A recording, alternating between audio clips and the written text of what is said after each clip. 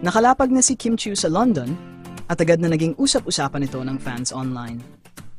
Sa dami ng litrato at video na kumalat mula sa kanilang flight patungong UK, kitang-kita ang saya at excitement ni Kimmy, lalo na't ilang araw na lang ay magtatanghal na sila sa ASAP concert sa England. Ngunit higit pa sa concert ang inaabangan ng mga Kim Pao fans, ang muling pagkikita ni na Kim at Paulo sa London.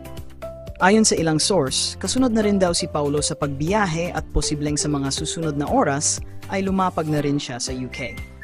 Kaya naman tanong ng lahat, salubungin kaya ni Kim si Paulo sa London?